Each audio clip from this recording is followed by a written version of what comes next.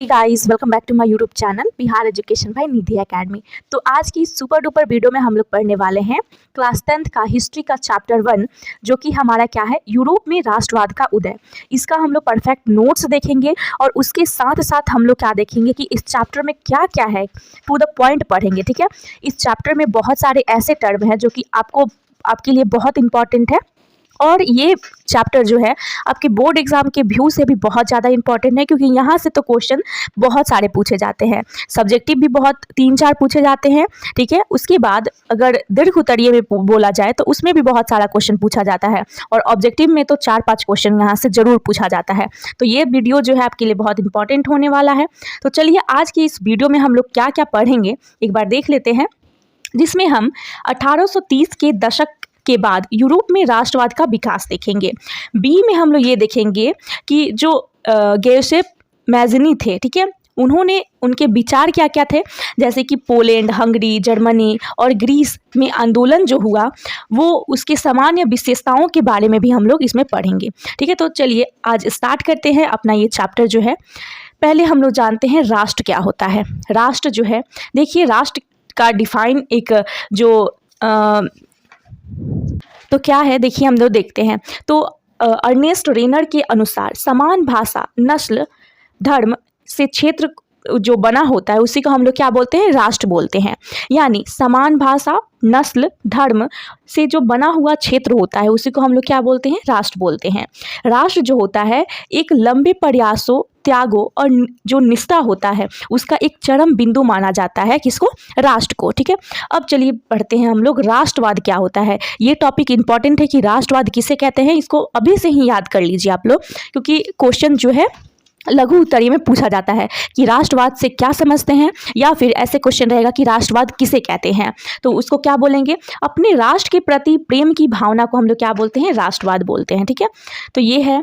उसके बाद यहाँ से मोस्ट इंपॉर्टेंट टॉपिक स्टार्ट हो रहा है, तो एकदम केयरफुली होके सुनिएगा। ठीक है, देखिए क्या है हमारा, नेपोलियन कौन था।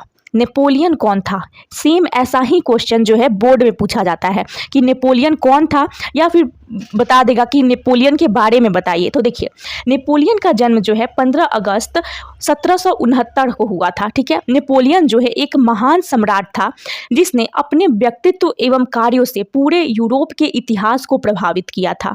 अब देखिए ये तो एक महान सम्राट थे, इनके जो व्यक्तित्व था, इनका जो कार्य था, ये पूरे इतिहास में, जो यूरोप का इतिहास था उस सबको प्रभावित किया था। तो चलिए जानते हैं कि ऐसा क्या था उसमें।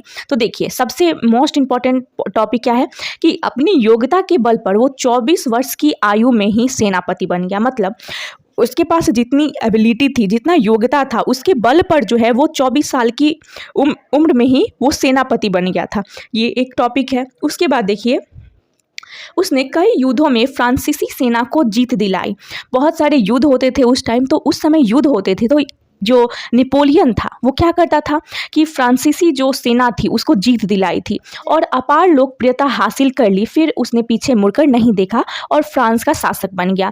जब वो युद्ध जीतते गया, फ्रांसीसी सेना को जिताते गया, तब वो बहुत सारा लोकप्रियता हासिल कर लिया था, और उस समय उसके बाद उसने कभी पीछे मुड़कर नहीं देखा, और उसके बाद क्या हो गया, तो वो फ्रांस का शासक बन गया। ठीक है, अब देखिए क्या है, उदारवाद क्या होता है। तो चलिए अब उदारवाद के बारे में जानते हैं।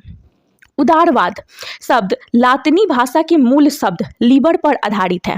ठीक है, ये जो है एक लातिनी भाषा होता है जहाँ से इसको लिया गया है, जिसका अर्थ क्या होता है, तो जिसका अर्थ होता है स्वतंत्रता। ठीक है, उसके बाद देखिए नए मध्यम वर्ग के उदारवाद का अभिप्राय था व्यक्ति की आज़ादी, वो कानून के समक्ष समानता। ठीक है, मतलब मध्यम वर्ग के लिए जो उदारवाद का अभिप्राय था ये था कि जितने भी व्यक्ति हैं उन सब की आज़ादी और कानून के समक्ष उनको समान रखा जाए। मतलब कानून के समान उनको क्या रखा जाएगा, समान रखा जाएगा। अब स्टार्ट होता है यहाँ से यूटोपिया, यानी कल्पना दर्श। ठीक है, यानी कल्पना दर्श का मतलब हुआ कि ये लोग जो थे, ये लोग सिर्फ सपना ही देखते थे, और सपना जो देखते हैं वो मतलब पॉसिबल नहीं हो पाता है उतना, तो ये लोग उस समाज से आते थे जो लोग सिर्फ कल्पना करते थे, ठीक है। तो एक ऐसे समाज की कल्पना जो इतना आदर्श है कि उसका साकार होना लगभग असंभव है। मतलब एक ऐसा समाज होता है जिसमें सिर्फ कल्पना किया जाता है, जो इतना आदर्श है कि उसको साकार करना ये संभव नहीं होता है, ठीक है। उसके बाद जानते हैं क्या रूमानीवाद क्या होता है। चलिए अब हम जो जानते हैं क्या है रूमानीवाद। तो रूमानीवाद जो होता है एक ऐसा सांस्कृतिक आंदोलन है जो एक खास तरह की राष्ट्रीय भावना का विकास करना चाहता था। मतलब ये एक कह सकते हैं कि सांस्कृतिक आंदोलन था और खास करके ये राष्ट्रीय भावना का विकास कराना चाहता था।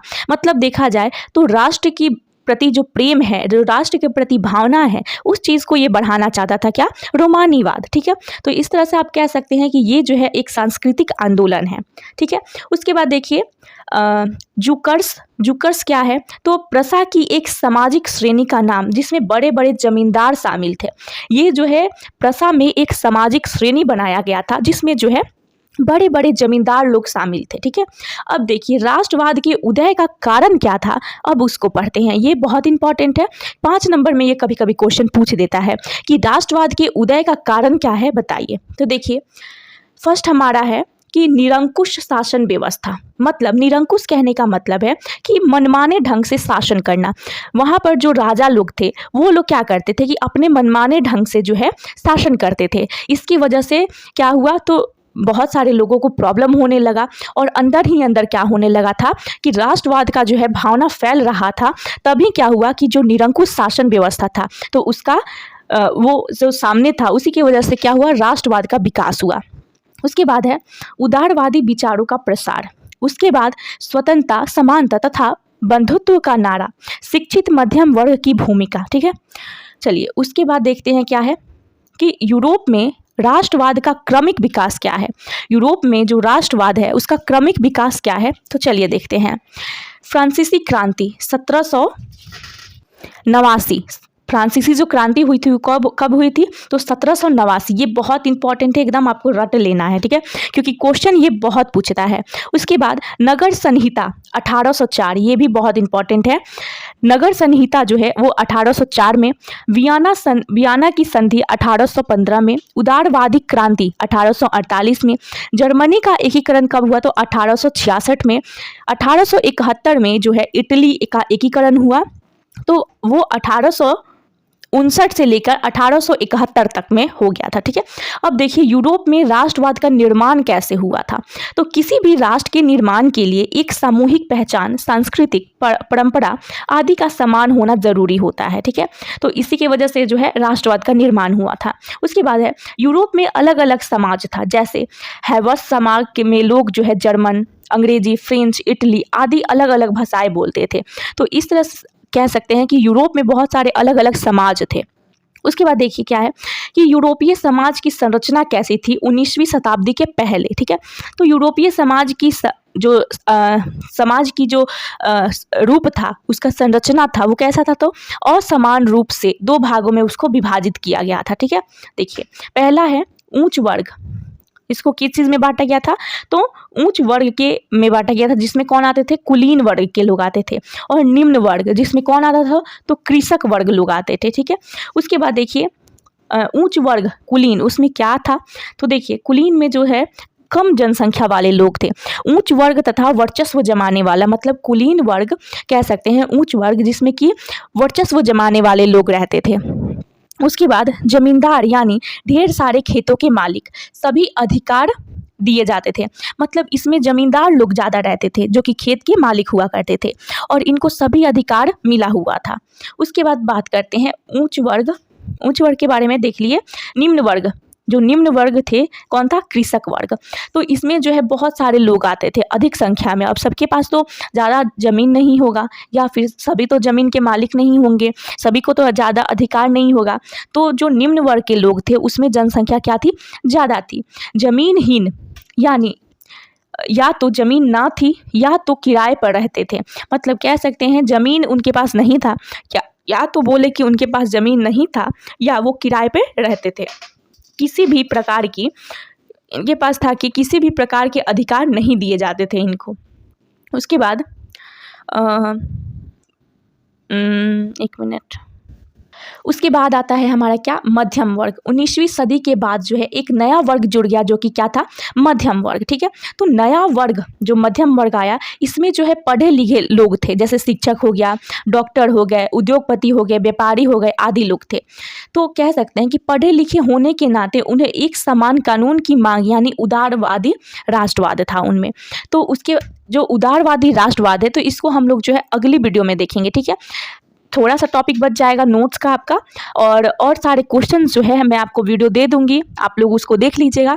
और वीडियो अच्छा लगा होगा तो इसको लाइक, शेयर एंड सब्सक्राइब जरूर कर दीजिएगा।